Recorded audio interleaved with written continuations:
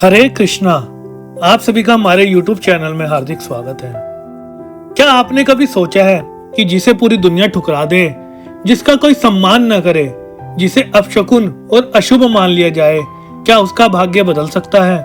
क्या कोई ऐसा भी समय था जब एक मास स्वयं रो रहा था, जब वह दुखी होकर इधर उधर भटक रहा था, जब उसके पास न कोई नाम था, न सम्मान, न पहचान, लेकिन फिर ऐसा क्या हुआ कि वही तिरस्कृत मास सभी महीनों का राजा बन गया। आज हम जानेंगे पुरुषोत्तम मास महात्म्य के पहले अध्याय की ऐसी अद्भुत कथा जो सिर्फ एक कहानी नहीं बल्कि जीवन का बहुत बड़ा संदेश भी देती है। बहुत समय पहले की बात है। नैमिषारण्य में अनेक महान ऋषि मुनि एक विशाल यज्ञ कर रहे थे। चारों ओर वेद मंत्रों की ध्वनि गूंज रही थी। वातावरण इतना पवित्र था कि ऐसा लगता था मानो देवता भी वहां उपस्थित हो। सभी ऋषि धर्म, ज्ञान और भगवान की महिमा पर चर्चा कर रहे थे। तभी वहां महान ज्ञानी सूत जी पहुंचे। सभी ऋषियों ने उनका आदर किया और विनम्रता से कहा, हे सूत जी, आप समस्त पुराणों के ज्ञाता हैं। आप हमें वह कथा सुनाइए जिससे मनुष्य का कल्याण हो जाए। ऐसी कथा जो पापों को नष्ट करे और भगवान की कृपा प्राप्त करवाए। सूत जी मुस्कुराए और बोले, हे मुनियों, आपने बहुत ही सुंदर प्रश्न पूछा है। संसार में भगवान की भक्ति से बढ़कर कुछ नहीं है, लेकिन एक ऐसा मास भी है जिसकी महिमा अत्यंत अद्भुत है। यह सुनकर सभी ऋषियों के मन में जिज्ञासा जाग उठी। उन्होंने पूछा, हे महात्मा, वह कौन सा मास है, उसकी क्या विशेषता है?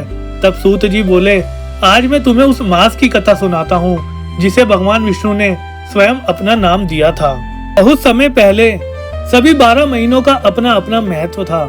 किसी महीने में बड़े पर्व आते थे, किसी महीने में शुभ कार्य किए जाते थे, किसी महीने में विवाह, यज्ञ और पूजा का विशेष महत्व था। लेकिन एक ऐसा मास था जिसे कोई स्वीकार नहीं करता था। लोग उसे अशुभ कहते थे। कोई उसके समय विवाह नहीं करता था, कोई नए कार्य शुरू नहीं करता था, कोई उत्सव नहीं मनाता था। वह मास जहाँ भी जाता लोग उसका अपमान करते। धीरे धीरे वह मास बहुत दुखी रहने लगा। वह सोचने लगा, मुझ में क्या कमी है? मैंने ऐसा कौन सा अपराध किया है? दूसरे सभी महीनों का सम्मान होता है, लेकिन मेरा तिरस्कार क्यों होता है? हर दिन उसके मन का दुख बढ़ता जा रहा था। वह अकेला बैठकर रोता रहता था। उसे लगने लगा कि शायद उसका जीवन ही व्यर्थ है।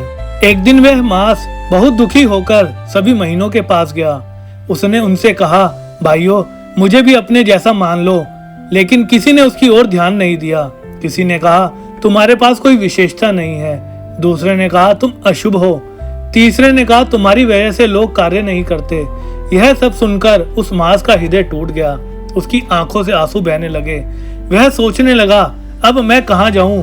कौन मेरी सहायता करेगा और कौन मुझे सम्मान दे? जब मनुष्य संसार से हार जाता है तब उसे केवल भगवान की याद आती है। ठीक उसी प्रकार उस मास को भी भगवान का स्मरण हुआ।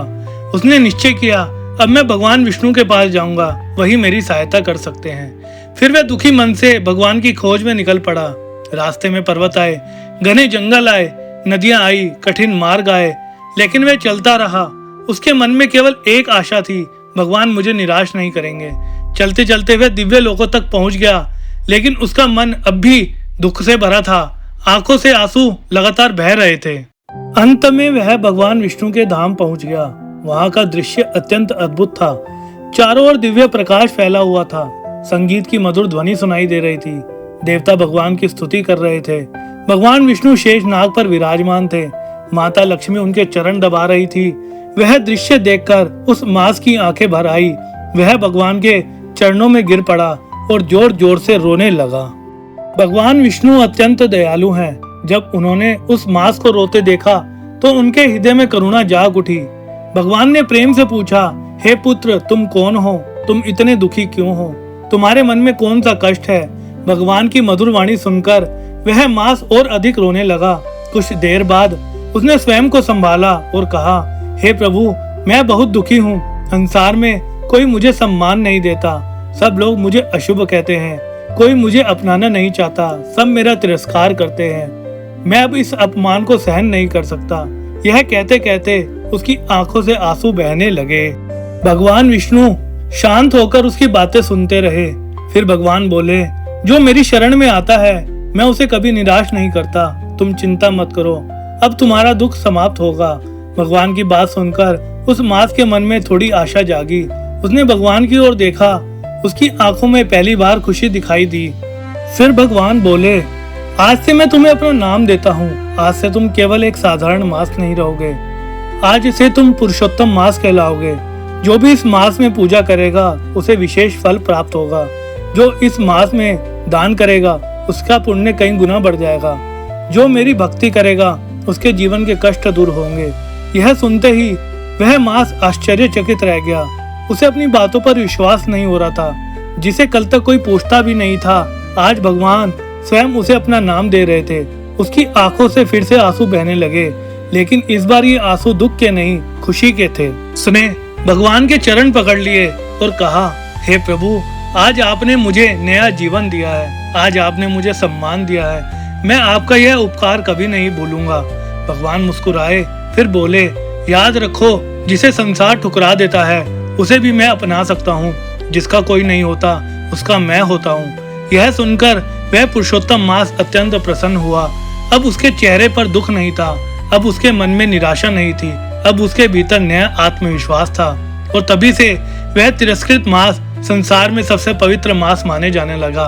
लोग उसकी पूजा करने लगे, उसमें व्रत रखने लगे, भगवान की कथा सुनने लगे, दान करने लगे और उसकी महिमा चारों दिशाओं में फैल गई। इस कथा में केवल पुरुषोत्तम मास की महिमा नहीं छिपी है, बल्कि जीवन की एक बहुत बड़ी सीख भी छिपी है।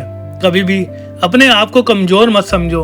अगर लोग तुम्हारा साथ छोड़ दें, अगर दुनिया तुम्हें महत्व ना दे, अगर तुम्हें लगे कि तुम्हारी कोई कीमत नहीं, तो याद रखना, जिसे भगवान का सहारा मिल जाता है उसका भाग्य बदलने में देर नहीं लगती। अगर आपको पुरुषोत्तम मास अध्याय 1 की यह कथा पसंद आई हो तो वीडियो को लाइक करें, चैनल को सब्सक्राइब करें और कमेंट में लिखें जय श्री हरि। अगले भाग में हम जानेंगे पुरुषोत्तम मास अध्याय 2 की अद्भुत कथा। हरे कृष्णा कृष्ण कृष्ण हरे हरे, हरे राम राम राम हरे हरे।